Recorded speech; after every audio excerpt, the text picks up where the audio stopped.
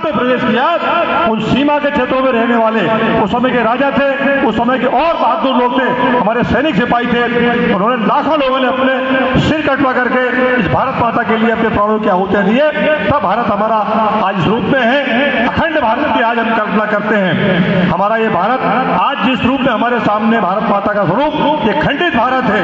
अखंड भारत का हमारा चित्र बहुत बड़ा था। 60% हिस्सा हमारा भारत माता का जा चुका हमारे हाथ से, 60% भाग हमारी धरती का चला गया, 40% भूभाग हमारे पास आज है जिसको भारत माता कहते हैं। हमारा सपना है अखंड भारत, आज नहीं कल, कल नहीं परसों, 1000 साल बाद, जैसा कि यहूदियों ने इस समय कल्पना की थी। यहूदी नाम का एक राष्ट्र है इजराइल, वो 1000 साल पहले अपने मूल स्थान से उजाड़ दिया गया था, उसको लूट लूट के मार के भगा दिया गया था और वो सारे यहूदी दुनिया के कोने कोने में फैल गए थे। 1000 साल तक वे जो है अपनी संस्कृति की रक्षा करते हुए और ये उनकी दुहाई देते रहे और नारा लगाते रहे कि कल सवेरे हम, जो उनकी पवित्र पाक राजधानी थी यरूशलेम, इजराइल की राजधानी यरूशलेम, हर इजरायली का नारा था कल सवेरे यरूशलेम में हम मिलेंगे। 1000 साल तक अपने आप को जिंदा रख करके उन्होंने आखिर 1948 अपना राष्ट्र कायम किया।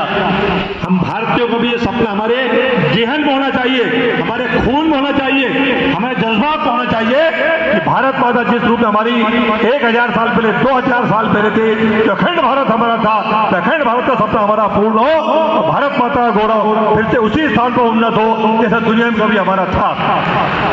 सारी दुनिया के लोग हमारे पास पढ़ने के लिए, व्यापार के लिए और तमाम जानकारी लेने के लिए भारत आते थे।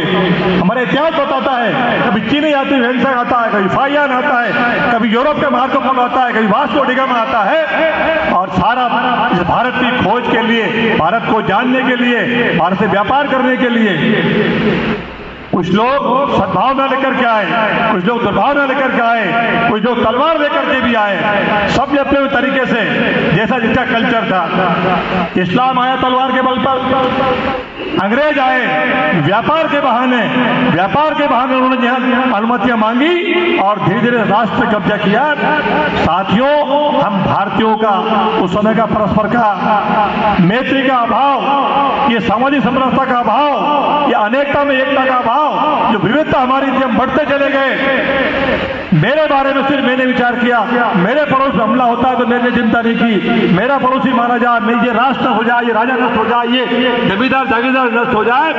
इसी कुटिल नीतियों के कारण, बांटो और राज करो कारण ये देश खंड खंड होता गया, हम गुलाम होते चले गए। आज हमारी सरकार जिस रास्ते पर चल रही है, आप सब जानते हैं, हमारे यशस्वी प्रधानमंत्री नरेंद्र मोदी जी के नेतृत्व में देश मजबूत हो रहा है, दुनिया में भारत का सम्मान बढ़ रहा है। हमारे गृह मंत्री जी अमित शाह जी हो, जगत नड्डा जी हो, हमारे राष्ट्रीय अध्यक्ष जी, पूरी पार्टी अखंड भारत के लिए जो रास्ता हो सकता है उसका प्रयास हम कर रहे हैं। और इसका मतलब ये नहीं हम किसी से भेदभाव करें। इस भारत की भूमि पर जितने लोग निवास करते हैं, किसी धर्म का हो, कोई पूजा पद्धति हो, कोई उपासना हो, कोई विरोध नहीं है। विरोध है तो सिर्फ इतना है कि वो भारत माता का विरोध न करे, वो भारत को खंडित करने का सपना ना देखे, राष्ट्रीय एकता का वो सपना देखे, इस देश की एकता के लिए लड़े मरे जूझे और शांति से अपना जीवन यापन करे। इसलिए ये भारत माता हम सबकी माता है। कुछ लोगों को तकलीफ भारत माता बोलने में, वंदे मातरम बोलने वालों में।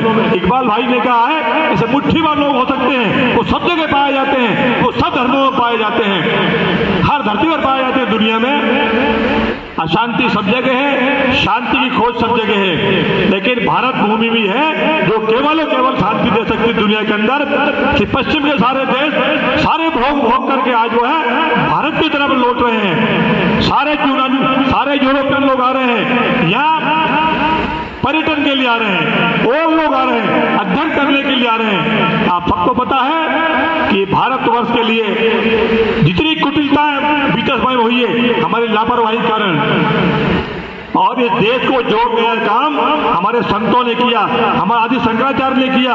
उन्होंने हिंदुस्तान के 4 फीट स्थापित किए चारों कोनों में हिंदुस्तान के, ताकि देश को ये महसूस होता रहे कि मेरा बद्रीनाथ मेरा है, जगन्नाथ मेरा है, द्वारका मेरी है, रामेश्वरम मेरा है। किसी प्रांत में हूं भाषा हो, कोई बोलचाल हो, लेकिन ये देश, ये तीर्थ और ये भारतवर्ष का चारों कोने, कटक से लेकर कटक, कश्मीर से लेकर कन्याकुमारी, ये भारत का स्वरूप हमारे शंकराचार्य जी ने आज से 1400 वर्ष पहले स्थापित किया।